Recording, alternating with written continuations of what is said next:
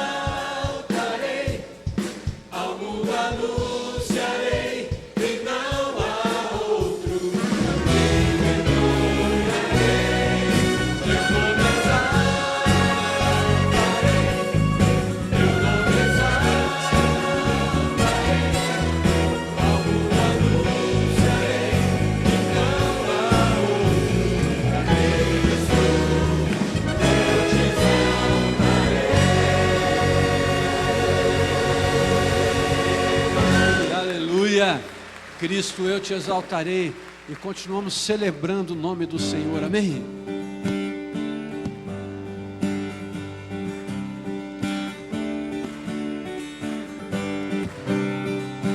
Declare, é crer no bom Deus, amém? A minha alegria é crer no bom Deus, sempre com Ele andar. Eu vivo pra Cristo, Ele vive em mim, e sinto este amor singular.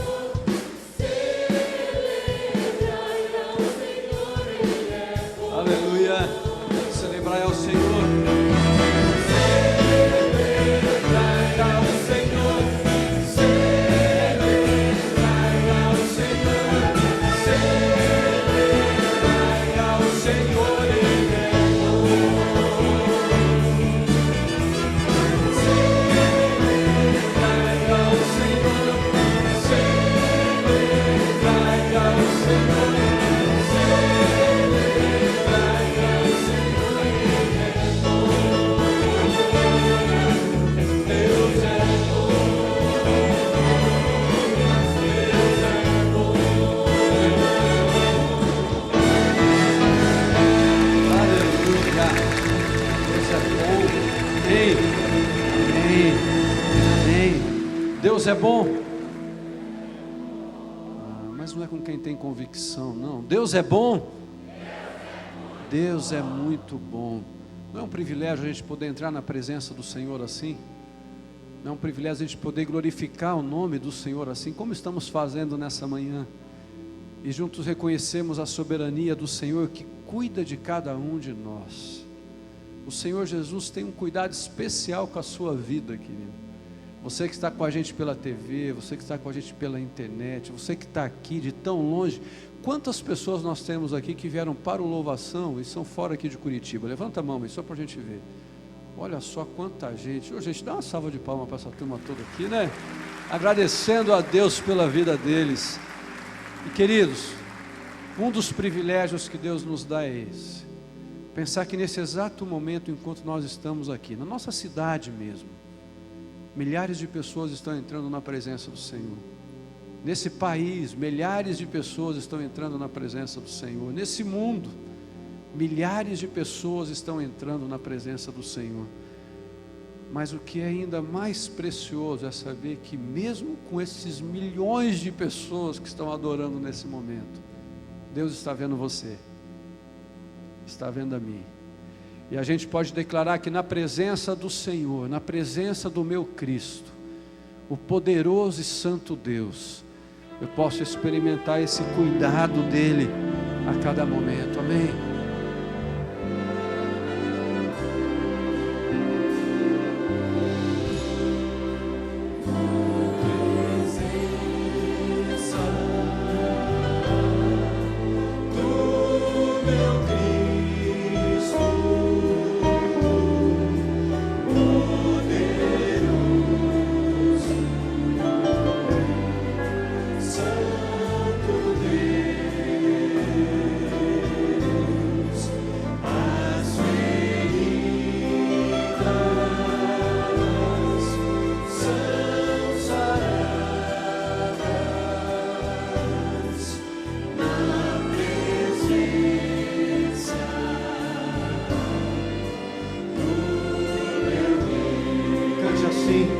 Na presença do meu Cristo.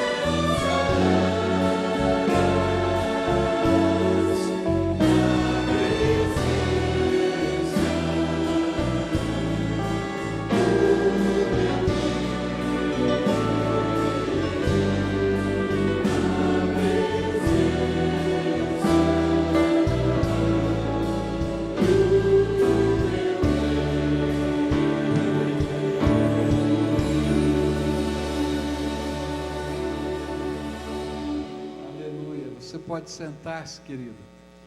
Queria colocar para você alguns livros que abençoam, tá? Então você que está visitando a nossa igreja, todos os anos nós escrevemos um devocionário que tem como objetivo trabalhar nossa campanha de oração. Esse ano foi 40 dias encorajando a família, e nesse devocionário a gente vai trabalhando os valores de família e a gente vai compartilhando, e terminamos agora no mês de maio essa campanha. Se você quiser conhecer esse trabalho, tem aí na nossa livraria. E tem a ver com o tema de hoje, da nossa mensagem, 2 livros. Esse Geração Perdida, tá? E a pergunta é: por que os jovens abandonam a igreja e começam a repensar a sua fé? E eu acho que primeiro tem que agradecer a Deus, né? Porque louvado seja Deus, porque os jovens dessa igreja estão crescendo cada vez mais, né?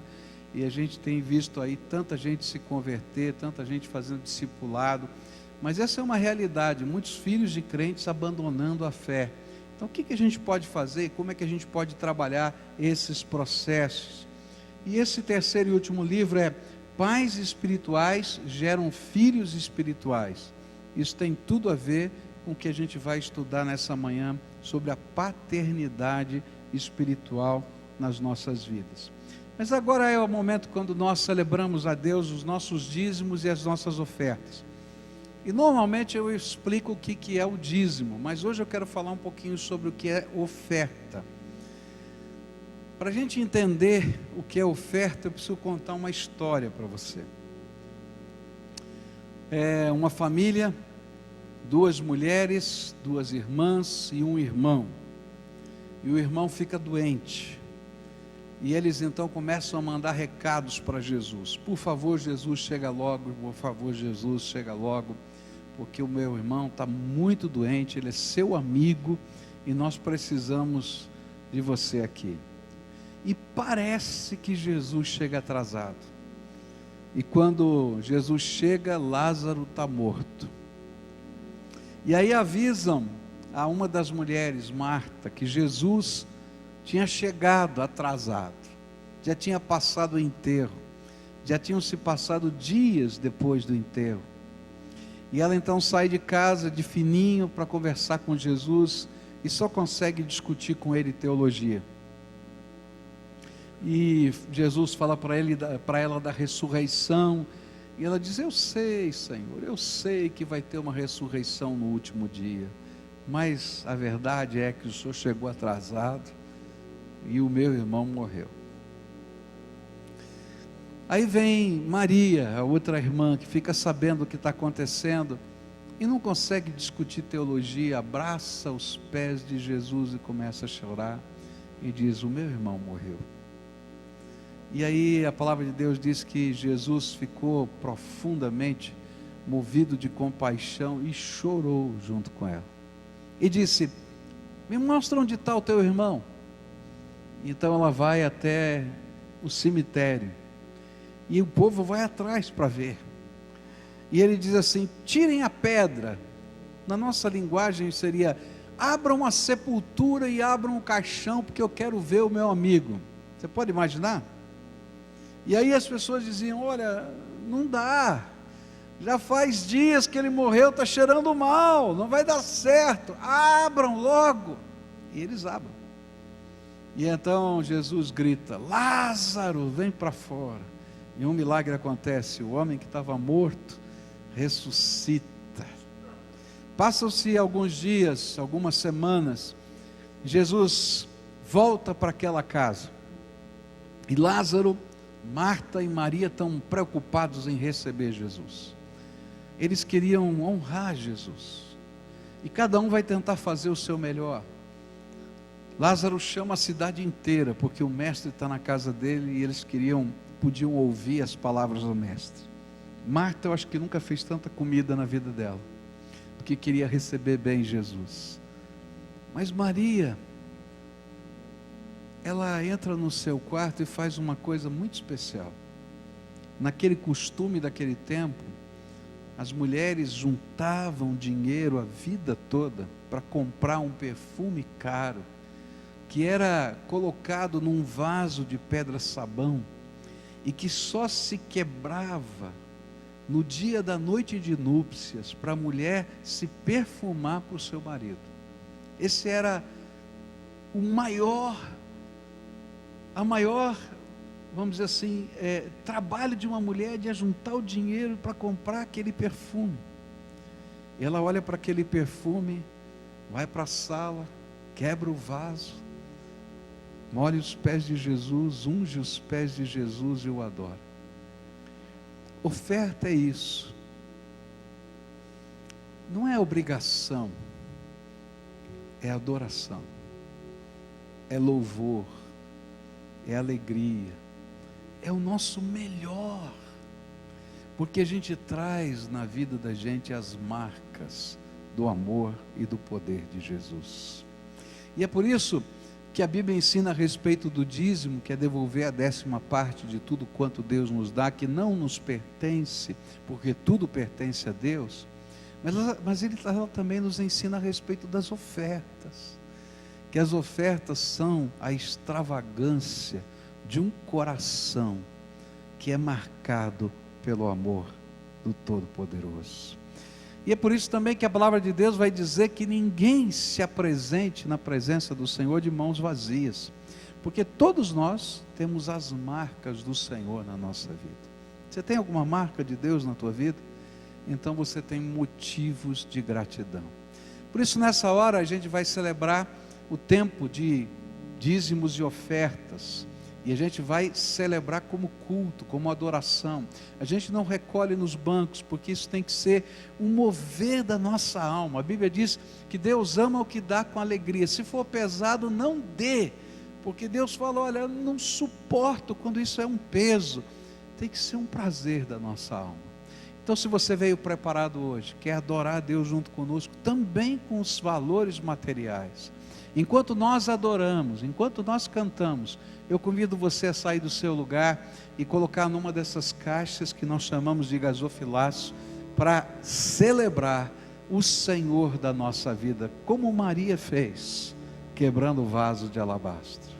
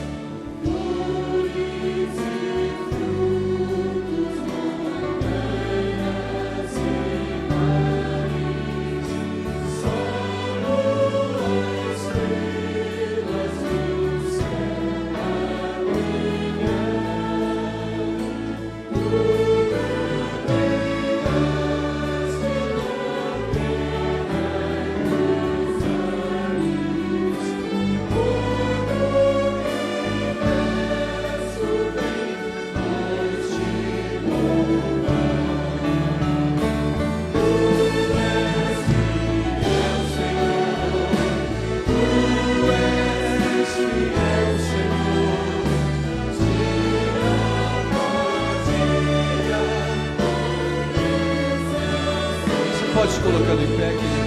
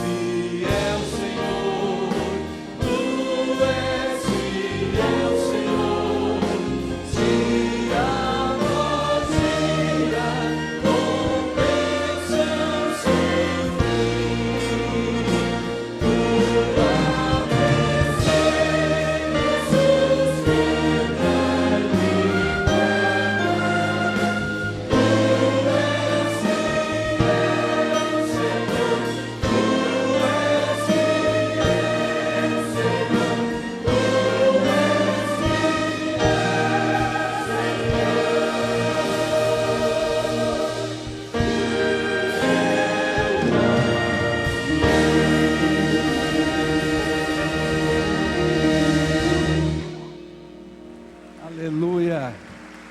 Se é para Jesus, pode ser melhor, você não acha?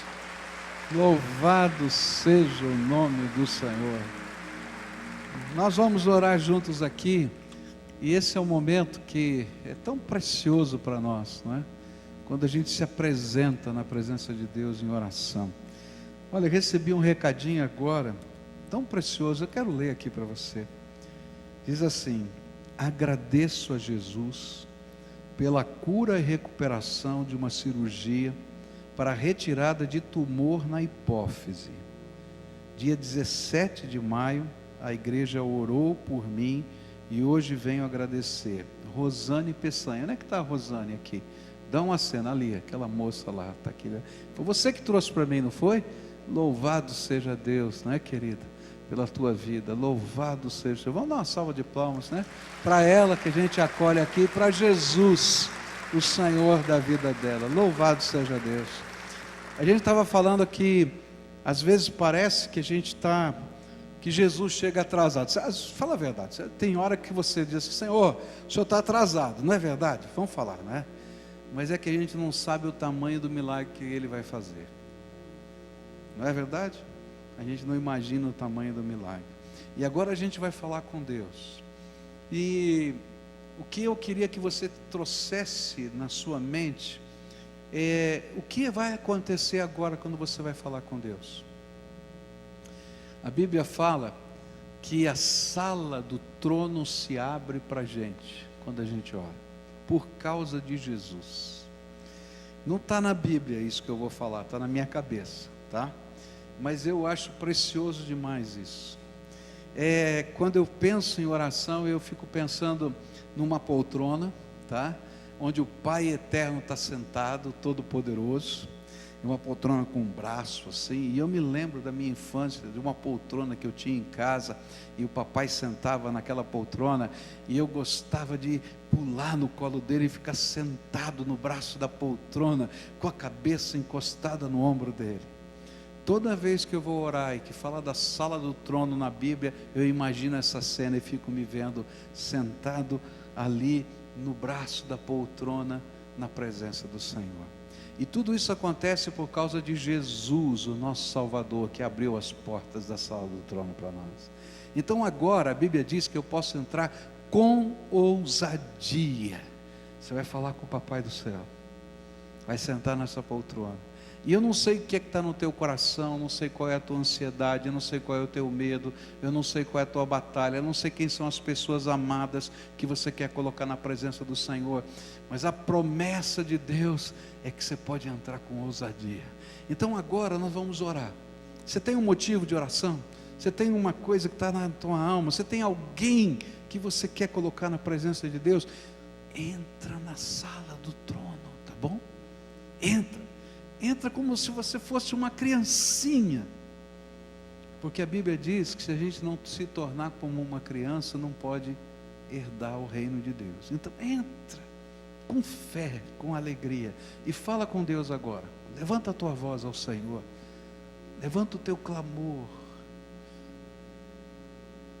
Ele não chegou atrasado, é que você não sabe o tamanho do milagre que Ele vai fazer.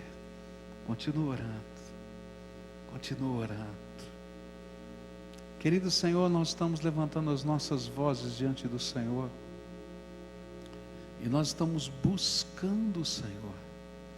Tu és a nossa esperança, Tu és a nossa alegria, Tu és a nossa força, Tu és a nossa salvação.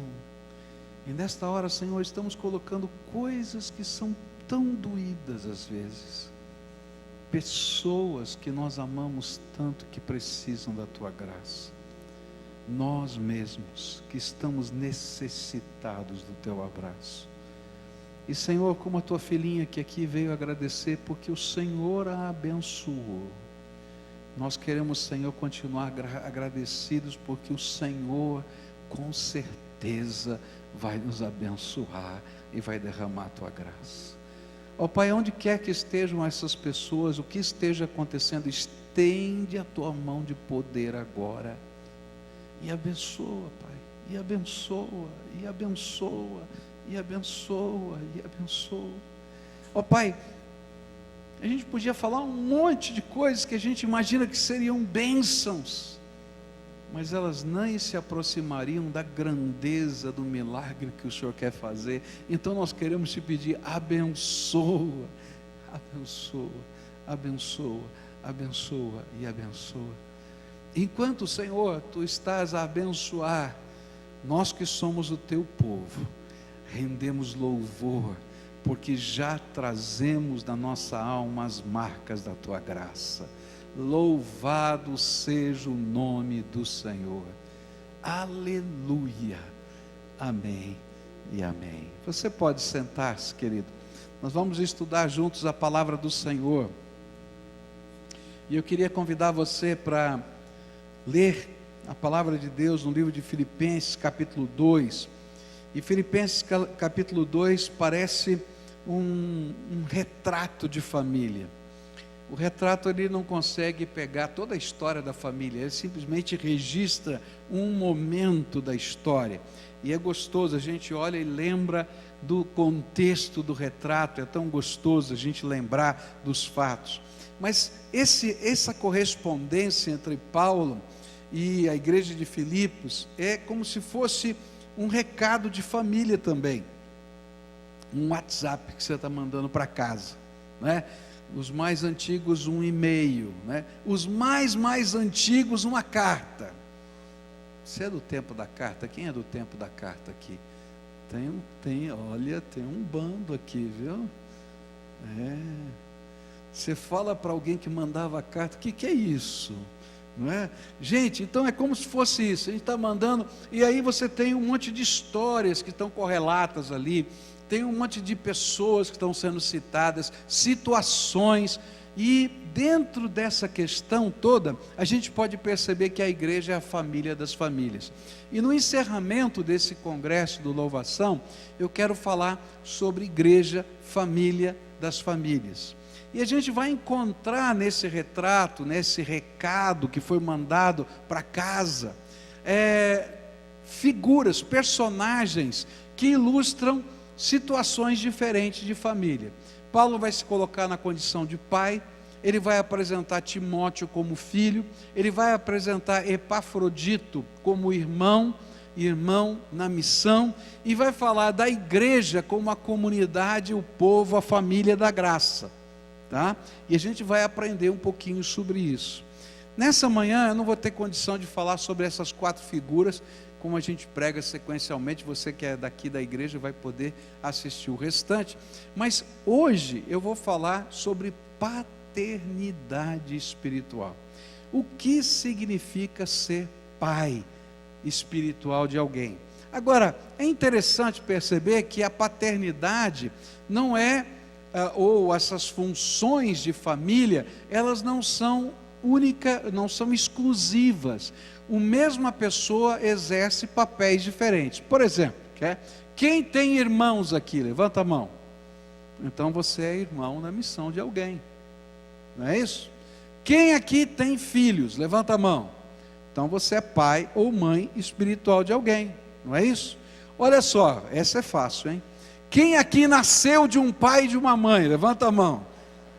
Essa é fácil, todo mundo, né? Então nós também somos filhos.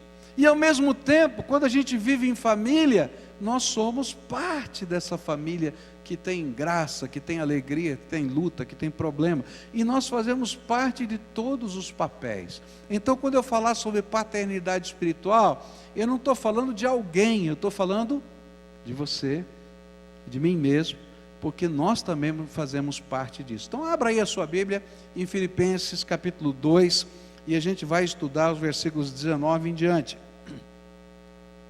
Diz assim a palavra do Senhor, Filipenses 2: espero no Senhor Jesus enviar-lhes Timóteo brevemente, para que eu também me sinta animado quando receber notícias de vocês.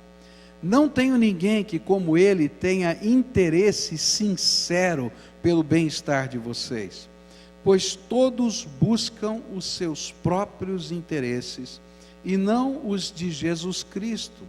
Mas vocês sabem que Timóteo foi aprovado, porque serviu comigo no trabalho do Evangelho como um filho ao lado de seu pai. Portanto, é ele quem espero enviar, tão logo me certifique da minha situação, confiando no Senhor, que em breve também poderei ir. Contudo, penso que será necessário enviar-lhes de volta Epafrodito, meu irmão, cooperador e companheiro de lutas, mensageiro que vocês enviaram para atender às minhas necessidades. Pois ele tem saudade de todos vocês e está angustiado porque ficaram sabendo que ele esteve doente. De fato, ficou doente e quase morreu, mas Deus teve misericórdia dele, e não somente dele, mas também de mim, para que eu não tivesse tristeza sobre tristeza. Por isso, logo o enviarei, para que quando o virem novamente fiquem alegres, e eu tenha menos tristeza. E peço que vocês o recebam no Senhor com grande alegria, e honrem homens como este, porque ele quase morreu por amor à causa de Cristo, arriscando a vida para suprir a ajuda que vocês não me podiam dar. Bem, aqui a gente viu os personagens, e eu quero falar sobre Paulo como pai espiritual. Ele diz assim, olha, Timóteo era um filho ao lado do seu pai. Mas Paulo não pensava na paternidade espiritual exclusivamente com relação a Timóteo. A gente vai aprender na Bíblia, nas cartas que ele escreveu, que ele entendia que todas as pessoas que tiveram envolvimento com o seu ministério, a quem ele pôde levar a palavra de Deus, as igrejas que ele saiu fundando, ele tinha uma missão de ser pai espiritual daquela gente. Gálatas 4, por exemplo, verso 19, vai dizer assim: meus filhos, novamente estou sofrendo dores de parto por sua causa, até que Cristo seja formado em vocês. Olha que expressão forte de paternidade, de maternidade. Em Tessalonicenses 2, ele vai dizer nos versículos 7 a 12: embora como apóstolos de Cristo pudéssemos ter sido um peso, fomos bondosos quando estávamos entre vocês, como uma mãe que cuida dos seus próprios filhos. Sentindo assim tanta afeição por vocês, decidimos dar-lhes não somente o Evangelho de Deus, mas também a nossa própria vida, porque vocês se tornaram muito amados por nós, pois vocês sabem que tratamos cada um como um pai trata seus filhos, exortando, consolando e dando testemunho, para que vocês vivam de maneira digna de Deus, que os chamou para o seu reino e glória. Eu queria olhar para esses textos, Gálatas, Tessalonicenses, o texto de Filipenses, e tentar entender qual é o papel de um pai espiritual. O que o pai espiritual faz? É interessante que ele usa duas figuras, especialmente em Tessalonicenses. Ele diz, ora, eu sou mãe, né, como uma mãe, e depois ele vai dizer, ora, como um pai, eu fiz assim, porque ele está pensando em paternidade, na sua amplitude, e ele vai copiar algumas coisas de um lado e do outro. E eu queria olhar então, qual é a missão de um pai ou de uma mãe espiritual? E a gente vai aprender que a primeira coisa importante é cuidado, zelo espiritual pelos seus filhos, e está aqui no verso 7 de Tessalonicenses: embora como apóstolos de Cristo pudéssemos ter sido um peso, fomos bondosos quando estávamos entre vocês, como uma mãe que cuida dos próprios filhos. Se existe uma marca na maternidade, é a capacidade de cuidado de uma mãe. É extraordinário. Como uma mãe é capaz de cuidar do seu filho. Eu me lembro quando Michel era pequenininho, bebê, e olha que garoto chato como bebê. Eu não sei se ele está aí, mas não dormia de noite. Você já teve filho que não dorme à noite? Quem já teve filho que não dorme à noite? As duas meninas dormem de noite? Mais ou menos, né?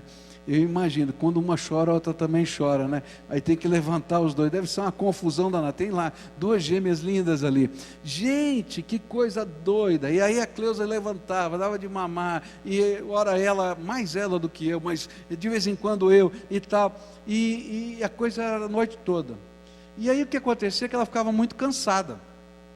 Ela deitava e dormia. E olha, quando ela dormia do meu lado, eu podia tocar banda de música que ela não acordava, que ela estava cansada. Mas se o Michel fizesse, ela pulava. E o pior é que o Michel não ficava no nosso quarto, ficava no outro quarto, que era longe. Ela escutava lá longe. Né, ô cara de pau? Agora, você vai ver quando vier o seu. Né? Gente, que coisa tremenda. Mas isso é cuidado de mãe. É zelo. É cuidado de mãe. É coisa gostosa que marca a vida da gente. E a Bíblia está dizendo para a gente que se nós queremos ministrar, né, na vida das pessoas, nós precisamos olhar para elas e ter o cuidado que uma mãe tem pelos seus filhos. Nós precisamos entender que essas pessoas que Deus coloca na nossa vida e que são alvo do amor de Deus, elas são nossa responsabilidade e que elas precisam de amor e cuidado para poderem conhecer Jesus e crescer na fé.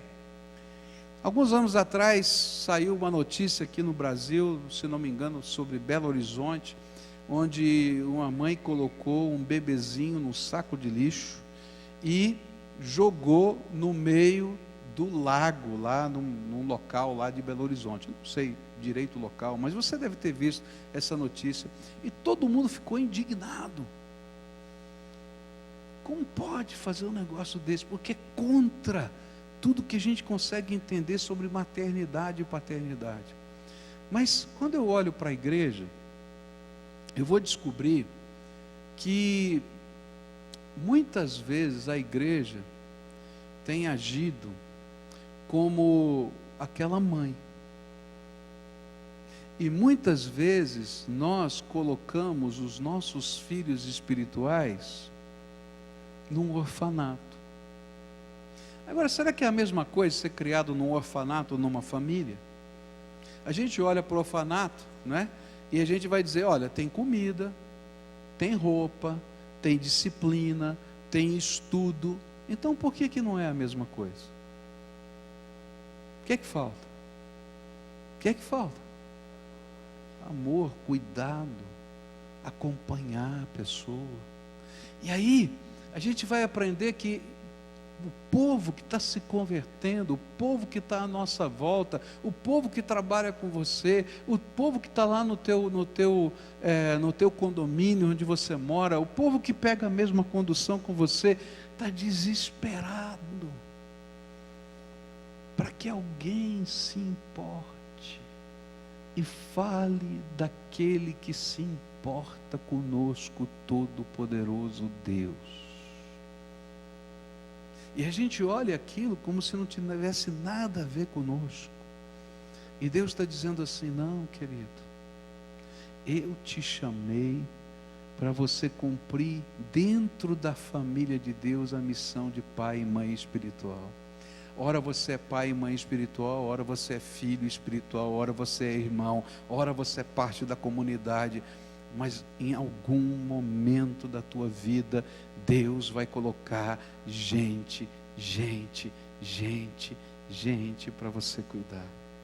E o que Ele espera é que você assuma essa paternidade, esse cuidado, que você não jogue no meio da lagoa, mas que você entenda que Deus tem um plano e um propósito.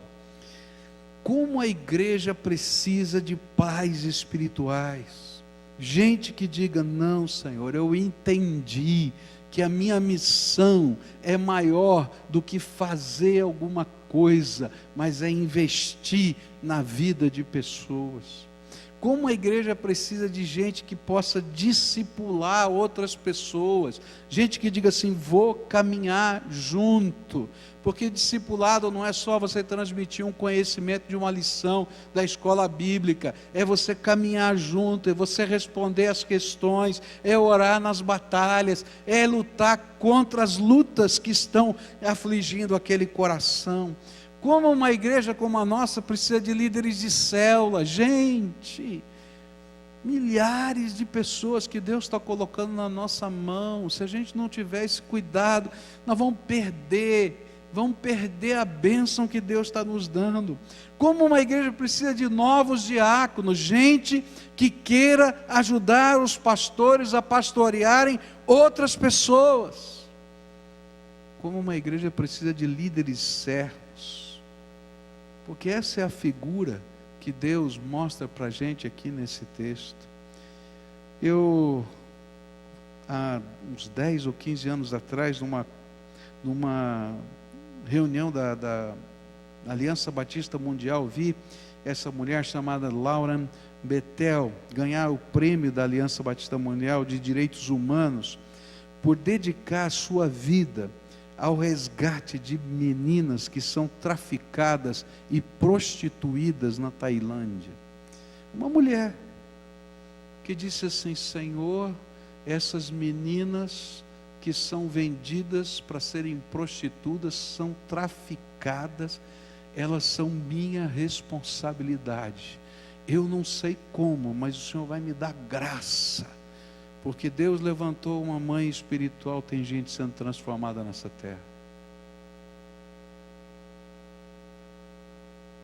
Segunda coisa que eu aprendo nesse texto é que para ser pai ou mãe espiritual, a gente tem que ter um amor bondoso. E a Bíblia vai dizer no versículo 7, embora como apóstolos de Cristo pudéssemos ter sido um peso, fomos bondosos quando estávamos entre vocês, como uma mãe que cuida dos seus próprios filhos, sentindo assim tanta afeição por vocês, decidimos dar-lhes não somente o Evangelho de Deus, mas também a nossa própria vida, porque vocês se tornaram muito amados por nós. É interessante que essa relação de paternidade espiritual, ela é uma relação que gera autoridade. É incrível isso. A gente não precisa falar isso. Isso acontece naturalmente. Porque a autoridade, ela não é algo que você recebe como um título, ou um chapéu que você põe na cabeça, está escrito autoridade. Eu aprendi isso muito cedo. Eu comecei com 21 anos a ser pastor, eu estava preocupado porque eu seria pastor da igreja onde eu cresci, e eu disse assim, como é que essa gente vai me reconhecer como autoridade? E fui falar com um missionário mais velho, e esse missionário disse assim, Pascoal, não é assim que funciona, não é porque tem uma assembleia que diz que você é pastor, que você virou autoridade na igreja. Agora, se você for um homem de Deus, e se como homem de Deus você amar as suas ovelhas, pode ter certeza que eles vão reconhecer a autoridade de Deus na sua vida. E sabe, a autoridade espiritual vem dessa bondade amorosa, que a gente chega junto, que a gente caminha junto, que a gente chora junto, que a gente junta os pedacinhos junto, que a gente faz junto, que a gente pede para a pessoa participar da nossa vida, assim como nós participamos da vida dessas pessoas. E gente, isso é poderoso, é transformador, porque vai deixando marcas do discipulado, da bondade, da afeição e do amor. Foi o amor de Deus que nos constrangeu, e é o amor de Deus através de nós que marcará a vida de pessoas que Ele colocou diante de nós. Eu fico pensando como a minha vida foi marcada por gente que se tornou autoridade para mim, pela bondade. Quando eu comecei o ministério com 21 anos, eu fui convidado pela igreja, e eu nunca tinha assistido um exame para ordenação pastoral. Quem aqui já assistiu um exame para ordenação pastoral? Pouca gente, então eu tenho que explicar como é que é. A gente faz uma prova oral, reúne os pastores da cidade, ou os pastores do bairro que você mora, dependendo da localidade. Então às vezes junta 20, 30, 40, aqui às vezes já teve 50 e tantos pastores num exame desse. E aí o candidato infeliz chega lá na frente, não é? E vai fazer uma prova oral. Prova oral é chata em qualquer lugar. Você já fez prova oral? Os mais velhos já fizeram, os novos nunca fizeram prova oral, porque não tem mais, né? Mas prova oral é a coisa chata, porque você não tem tempo para pensar, perguntou, tem que responder, não é? Você não sabe o que vai cair, porque pode cair qualquer coisa. Naquele tempo, lá no passado, você sorteava o ponto, lembra disso? Não, você não lembra, só alguns são. Então assim, sorteava o ponto é esse, você tinha que se virar. Bom, gente, é mais ou menos assim, você vai lá e ele começa a perguntar, então me fale sobre a Bíblia, fala sobre teologia, fala sobre escatologia, fala sobre a questão da eclesiologia, você vai pegar a teologia toda, tá? E eu nunca tinha visto. E aí o pastor que estava se aposentando, que eu ia suceder, falou assim, Pascoal, você já assistiu um exame de ordenação? Eu falei, não, senhor. Você já se preparou para o exame de ordenação? Eu falei, não, senhor. Aí aquela coisa assim, né? Olha, um sênior, pastor sênior, uma vida toda bonita. Assim, será que você, colega, olha só, permitiria que eu lhe ajudasse a se preparar para o exame? Pelo amor de Deus, eu quero. E aí ele começou, todas as manhãs, ele vinha no gabinete pastoral, que era dele, e agora eu estava lá, trabalhando. Sentava na outra cadeira, eu sentava nessa aqui, dizia, não, esse é seu lugar. Sentava na outra cadeira, fazia as perguntas que caíam no exame, me dizia, você precisa melhorar nisso, isso aqui não está bom, vai estudar e tal, e tal. E fez isso um dia, 2 dias, 3 dias, até que ele disse, você está bom. Está preparado, agora vamos convocar o concílio, vamos fazer e tal. Eu fico pensando, que homem,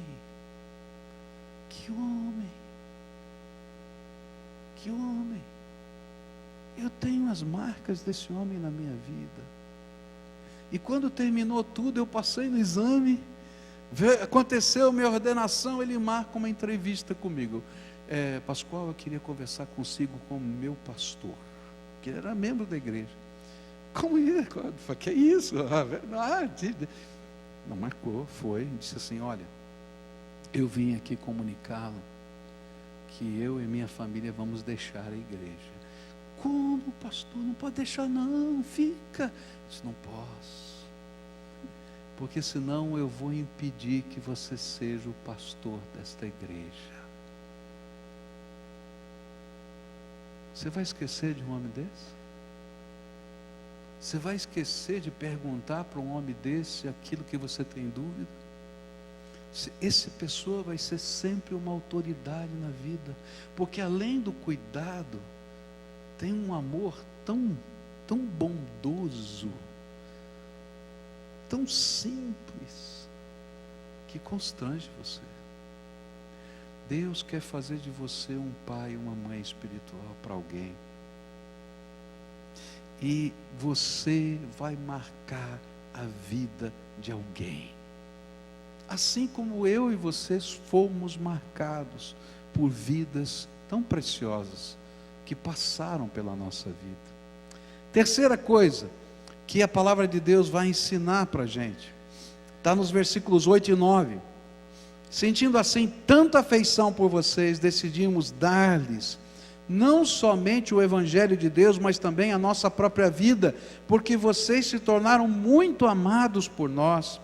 Irmãos, certamente vocês se lembram do nosso trabalho esgotante e da nossa fadiga. Trabalhamos noite e dia para não sermos pesados a ninguém, enquanto lhes pregávamos o Evangelho de Deus. Terceira coisa que eu aprendo é doação.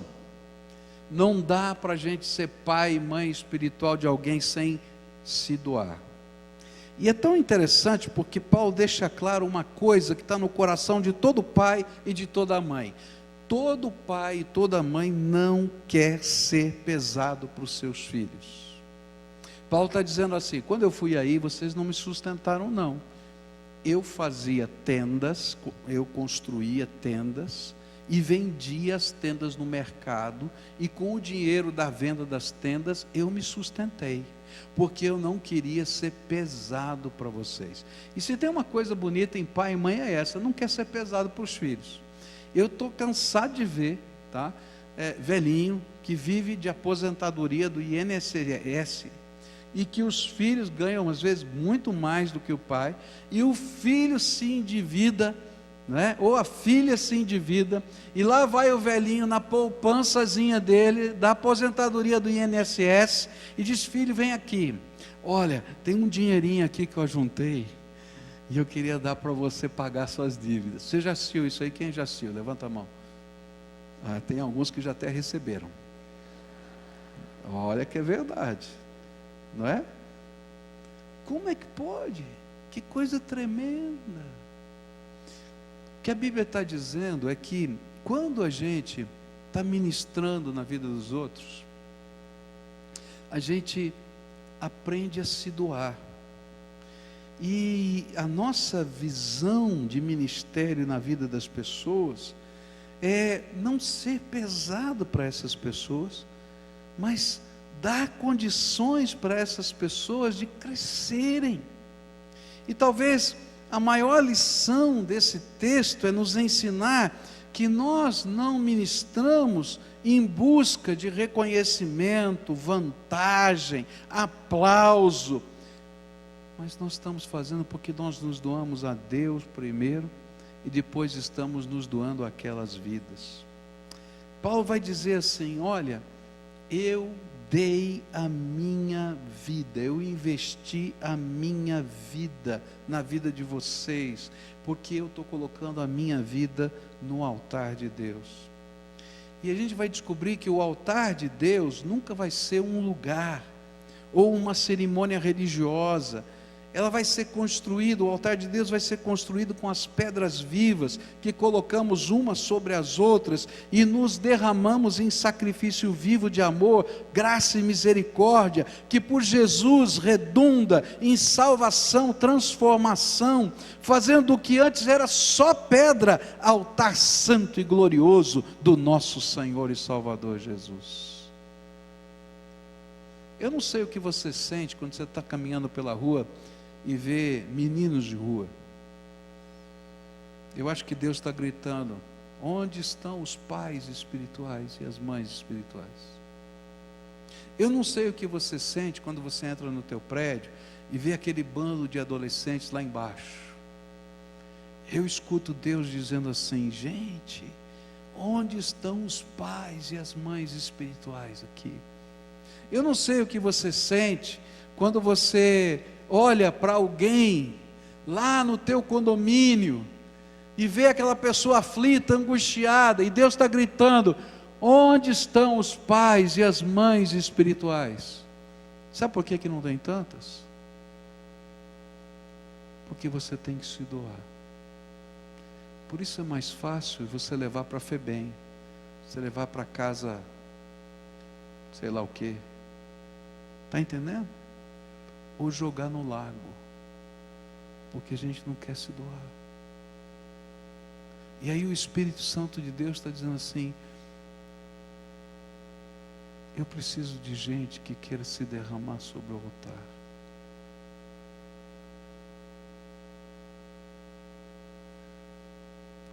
Quarta e última coisa que eu queria deixar com você hoje.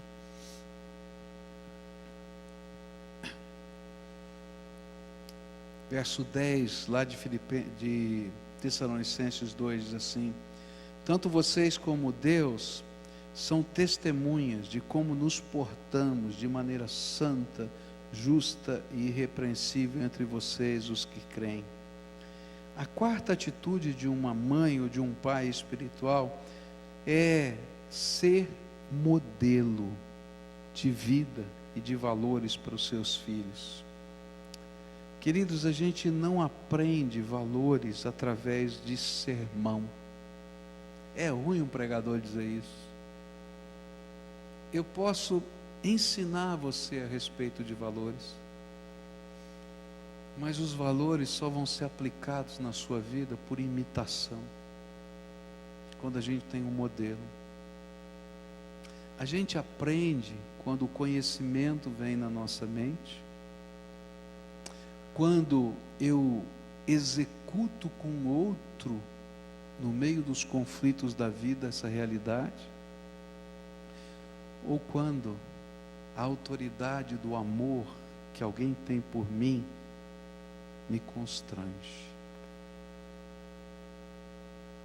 Você pode mandar alguém para a escola, ele vai aprender tudo sobre a doutrina, mas não vai aprender a viver a doutrina, porque não tem alguém que diga: filhinho, não é assim, vamos fazer junto. É tão interessante como as coisas acontecem aqui no nosso meio mesmo. A gente começa a fazer um discipulado com alguém, e é interessante que está tudo bem. A gente vai trabalhando a doutrina, vai trabalhando as verdades, todo mundo sabe tudo. Mas daí chega num momento do discipulado que, como pai ou como mãe espiritual, a gente diz assim: tudo bem, querido, como é que está esse aspecto da tua vida?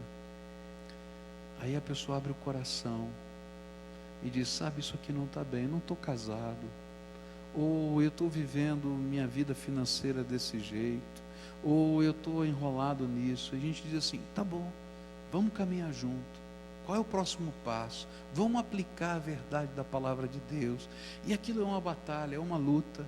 Já aconteceu tanta coisa diferente na minha vida. Eu me lembro de uma vez que eu estava acompanhando uma senhora que vivia com o senhor há 25 anos. Seus filhos não sabiam que eles eram casados. E ela disse: pastor, o senhor precisa conversar com meu marido, ele é um italiano bravo. Eu falei: não tem problema, italiano eu conheço, não tem problema.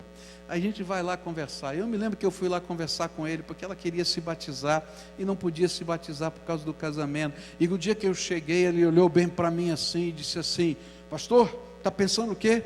Essa mulher, quando veio morar comigo, era pura. Eu falei: já levei bronca logo de cara. Mas aí a gente começou a conversar sobre o porquê, os valores, as situações, e houve um quebrantamento tão bonito naquela casa, aquela mulher chorando, aquele homem chorando, e depois eles vão marcar o casamento. Adivinha quem eles convidam para ser padrinho do casamento? Eu. Aí eu vou lá no cartório, virei o amigo da família, porque valor não se ensina com sermão, você tem que andar junto. Valor é modelo.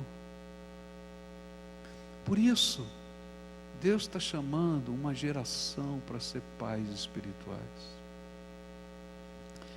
Maior desgraça numa geração é quando ela não pode transmitir à próxima geração os valores da sua fé.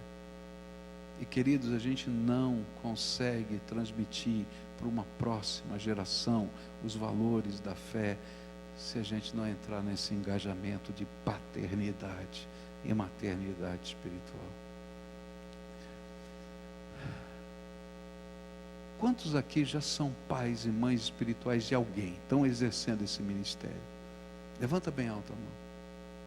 Agora dá uma olhada, quanta gente está faltando. Agora eu quero dizer para você, tem alguém que Deus já colocou do teu lado e está cansado de falar para você: cuida no meu nome, cuida no meu nome, cuida no meu nome, cuida no meu nome. Eu tenho batido nessa tecla. Eu acho que quem está vindo aqui no culto falou assim: pastor, não prega outra coisa. Você já pensou isso, fala a verdade. Mas sabe por quê? Porque tem que mudar, gente. Tem que mudar. Nós temos olhado para as nossas mãos. Todo culto eu mando você olhar para a tua mão, não é verdade? Olha aí para a tua mão. Tem 5 dedos aí, não tem? Cada dedo desse tem que ser uma pessoa por quem você vai se responsabilizar como pai e mãe espiritual. A gente começa no ciclo mais íntimo, mas a gente vai também olhar para quem Deus está trabalhando e colocou a gente no caminho. E aí a gente vai pegar esses valores: cuidado, amor bondoso, modelo, doação. Querido, você vai ver o amor de Deus arrebentar o coração das pessoas. Você vai na contramão. Tem muita gente aqui que é líder de ministério. Eu quero dizer para você, como líder de ministério, que O mais importante não são as realizações da sua agenda. O mais importante é o pastoreio das pessoas que Deus colocou debaixo de você. Eu falei no primeiro culto, vou repetir aqui, né? O Paulo Davi, que é o nosso ministro aqui de louvor e adoração, quando Deus começou a trabalhar com ele, essa visão de ir para o ministério, e eu sei que vou escandalizar algumas pessoas aqui, eu disse para ele assim: você não vai fazer música sacra, não. Nossa, queriam me matar. Falei: não vão te estragar você. Falei para ele: pastor, para por quê? Você vai aprender a ser pastor. Porque a maior necessidade no ministério de louvor e adoração é de alguém que cuide do coração das pessoas. As outras coisas a gente chama um técnico para fazer. Mas gente que cuida do coração, que ora, que zela, que chega de madrugada, como esse homem faz e diz assim: olha, eu quero atender você, eu não tenho horário, mas vem aqui 2 horas da manhã que eu vou orar com você. E ele faz isso. Ou então ele sonha à noite com uma ovelhinha dele, chama: vem aqui que eu preciso falar com você, eu não sei o que está acontecendo, mas eu sonhei com você, eu quero orar por você. Isso faz diferença. Pode ter certeza que vai ser uma benção. Por quê? Porque a maior necessidade que todos nós temos é deixarmos de ser crentes institucionalizados para sermos filhos espirituais de alguém. Eu dou graças a Deus porque tem gente que cuida de mim, de muitas maneiras. Louvo o nome do Senhor, porque eu também preciso, assim como você precisa. Mas uma coisa eu tenho que aprender: que eu sou a resposta de Deus para alguém. Então agora eu queria orar com você, como a gente sempre faz. Fica de pé agora para a gente orar. Olha aí para a sua mão. Ainda tem 5 dedos numa mão, né? Não perdeu nenhum. Deus quer fazer disso aqui o símbolo da tua missão. Quem? Olha, talvez seja um menino lá do teu prédio. Eu louvo a Deus por uma mulher que morava a 2 quadras da minha casa, crente, que quando os meus pais se separaram, abriu a casa dela para ouvir o meu choro.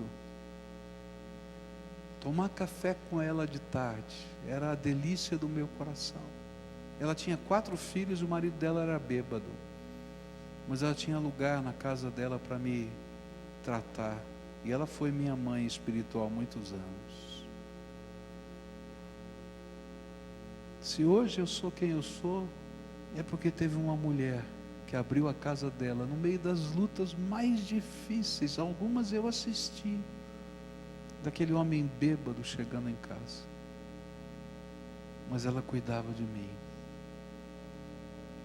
Eu não sei quem é, mas Deus colocou alguém, tem nome. E eu queria hoje orar consagrando você para essas vidas. Cuida.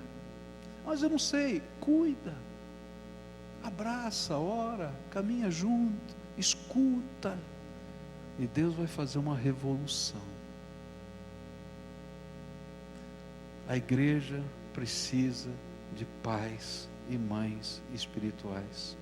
O mundo precisa. Posso orar por você? Posso consagrar a tua mão? Algumas já estão cheias. E sabe o que significa a palavra consagração na língua hebraica? Mãos cheias. A gente só consagra a nossa vida a Deus quando as nossas mãos estão cheias do que é santo para Deus. Gente é santa para Deus. Posso orar? Senhor Jesus, eis aqui os teus filhos. Tantos momentos nós levantamos as mãos santas diante do Senhor para te adorar. Tantos momentos nós juntamos as nossas mãos santas para clamar misericórdia. Mas hoje o Senhor nos desafia a estendermos mãos santas para abençoar. E eu quero te pedir, Senhor, tira o falso comodismo do nosso coração. Tira, Senhor, o senso de que está bom, quando de fato não está. Abre os nossos olhos, abre o nosso coração, abre a nossa mente para fazermos diferença nessa terra. O Senhor tem falado isso direto conosco, tem falado isso direto. Então, Senhor, ajuda-nos a sermos a resposta do Senhor nesse tempo.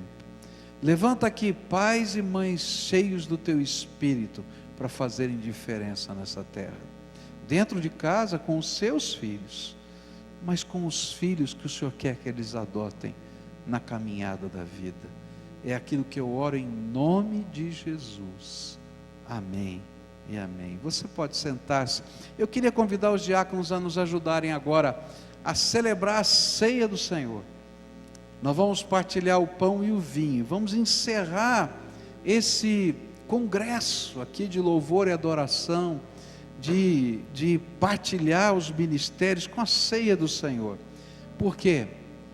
Porque essa é uma santa convocação a servirmos a Deus. Quando nesse memorial a gente lembra da morte e ressurreição de Jesus, ele diz que a nossa adoração tem que ser vida no altar, e a gente vai viver a vida no altar todo dia, toda hora, em qualquer lugar.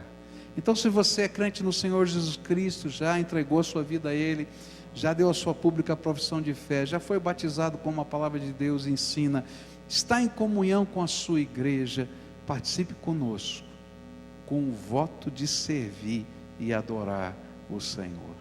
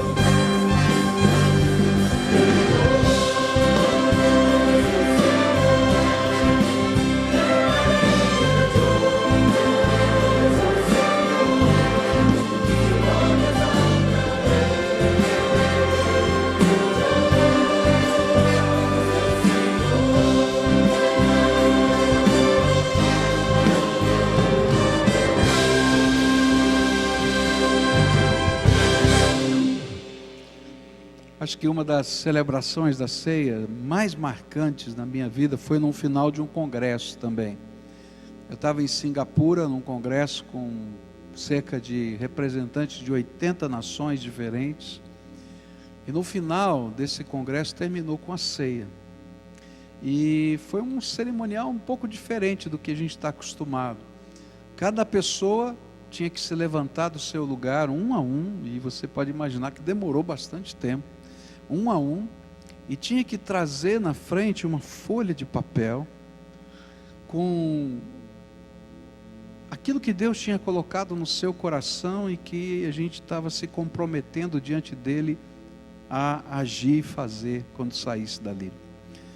E aconteceu que tinha um colega que estava do meu lado, ele era de um dos países da América Latina, e esse moço se levantou e começou a andar na direção da mesa, e chegou no meio do caminho, ele começou a chorar convulsivamente, quase caiu, e aí 2 irmãos que estavam ali ao lado o seguraram nos braços, e ele foi quase que arrastado até a frente. Ele colocou o seu papel na mesa, pegou o pão e o vinho, que simbolizam a morte e a ressurreição de Jesus, a aliança de Deus conosco, comeu o pão, bebeu o vinho, e teve que ser ajudado a chegar no lugar dele outra vez. Ele sentou do meu lado, e eu perguntei: Jorge, o que aconteceu? E aí ele disse assim: quando eu estava no meio daquele caminho, eu entendi que isso aqui não era um pedaço de papel. Isso era um pacto que eu estava fazendo com Deus. E quando eu olhei aquilo, eu disse: Senhor, e agora? Eu não dou conta, eu não sei. E aí chegaram 2 irmãos para me segurar e me conduziram. E depois 2 irmãos me trouxeram de volta. É como se Deus estivesse dizendo para mim: coloca a tua vida no altar, que eu vou colocar gente do teu lado para te carregar. Hoje nós estamos aqui ouvindo um desafio de Deus tão grande. Deus quer pais e mães espirituais nessa terra. Você não tem uma folha de papel, mas o cálice está com você, e o pão está com você, de uma nova aliança que Deus fez com você. Deus se deu integralmente para você. Coloca a tua vida no altar e seja uma bênção para as pessoas que Deus está colocando do teu lado. Mas se vier um se, Deus vai levantar alguém para andar do teu lado. Então eu queria convidar agora para que, antes de comer o pão, a Priscila orasse nesse espírito junto conosco. Depois vamos comer, em seguida o Orlando vai orar nesse espírito antes da gente beber desse cálice. São congressistas aqui com a gente, vieram do Rio de Janeiro, os 2, é isso? Do Rio de Janeiro e de Goiânia, não é? Que bom tê-los aqui. E que a gente esteja irmanado nessa missão por toda a terra. Priscila, ore pela gente. Ó Deus, estamos aqui diante da Tua santidade, Pai. Diante da Tua glória, grandioso és Tu, Pai. Não temos palavras para expressar o quanto é especial este momento diante da Tua presença. Obrigada, Deus, porque o Senhor já tem falado tanto aos nossos corações durante estes dias.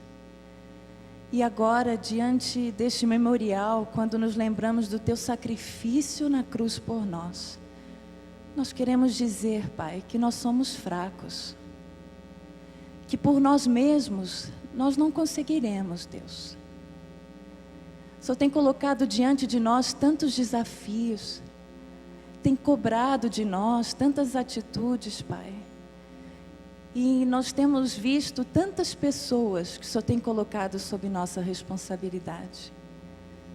Mas é diante de Ti, diante desse Deus poderoso, diante desse Deus que nos sustenta a cada dia, que nós queremos nos humilhar neste momento e pedir forças, pedir sabedoria, pedir graça, na certeza de que Tu mesmo vai nos usar, Pai. Muito obrigada, porque é muito bom depender do Senhor. É muito bom saber que na Tua dependência o Senhor pode fazer maravilhas por nosso meio. Muito obrigada, Senhor, pela Tua grandiosidade, porque nada se compara a Ti, Pai.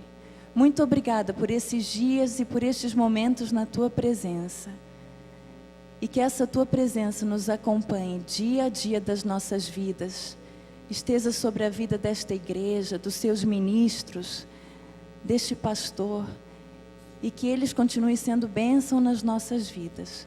Muito obrigada pelo Teu sacrifício por nós. Em nome de Jesus, é que Te agradecemos por esse perdão imensurável nas nossas vidas. Amém, Deus. Amém. Comamos.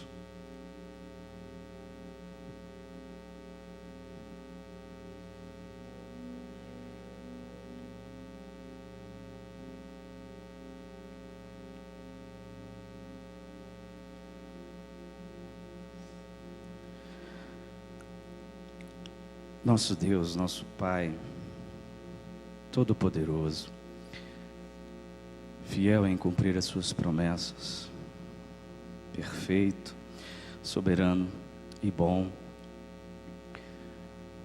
Muito obrigado, Deus, pelo privilégio de podermos falar contigo.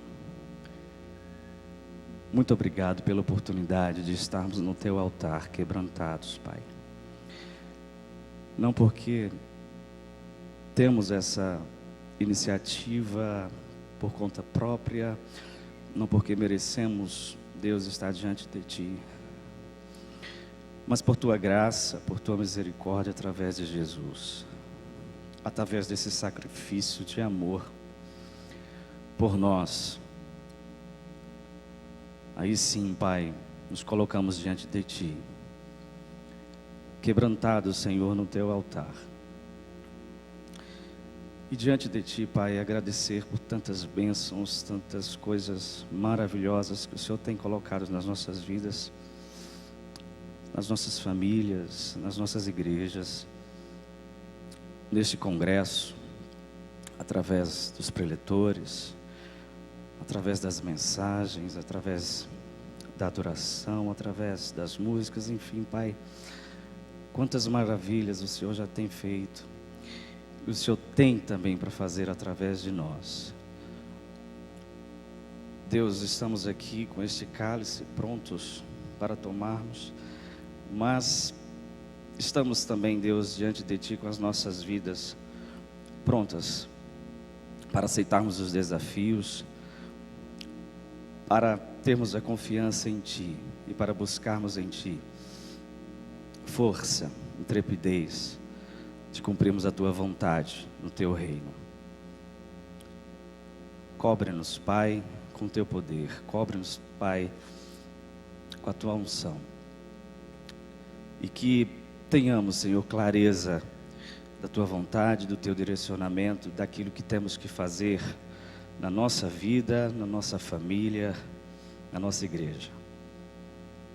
Obrigado, Deus, por todos esses momentos que vivenciamos. E que, Deus, possamos cada vez mais buscar Te encontrar e nos humilharmos. Enfim, Deus, que seja uma busca constante de santificação nas nossas vidas.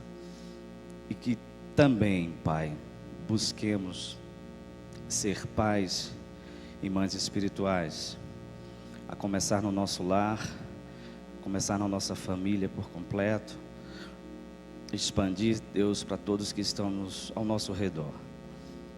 E que todos possam ver em nós a Tua luz, todos possam ver em nós a Tua bondade, a Tua glória. Nós oramos no nome de Jesus, o Teu Filho. Amém.